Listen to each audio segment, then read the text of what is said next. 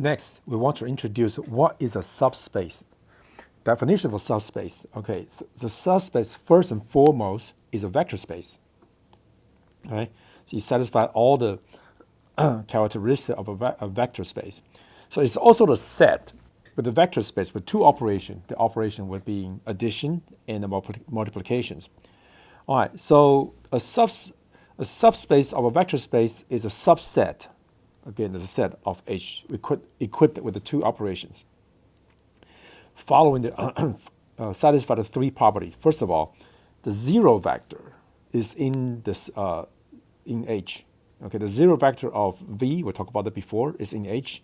Second, H is closed under vector addition, meaning if you have two elements from H, from the subspace, then the sum as a third element is also an element in the set H.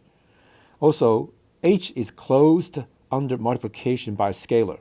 So if you have an element from H, then you multiply by any scalar C, then this result element is also in H. Now let's look at an example of that. Let's look at this vector with A, 0, B. So as long as the top value and the bottom value is a real number, and this is an element of H. Okay, H obviously is in a vector space because that's a subset of a vector space. We want to show that H is also a subspace for R3. So how do we show that? First of all, we need to show that 0 is in there. So is 0 in there?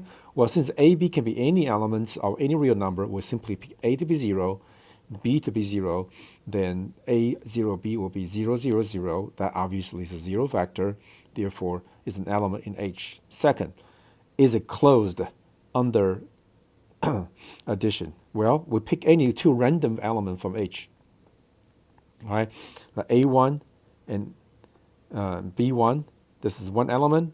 The other element would consist of A2, B2.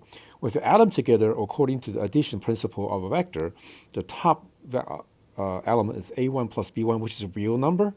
So which is a real number right here. And the bottom one is A2 plus B2, which is a real number.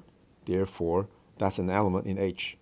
What about, is it closed under scalar multiplication? Well, let's multiply by any constant of any random element from H, A0B, we multiply by any scalar, say C.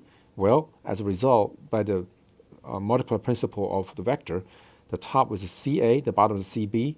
That is a real number. So CA is a real number, CB is a real number. Therefore, it is an element of H. So as a result, the subset H satisfy all three requirements. So you can say it's a subspace of R3.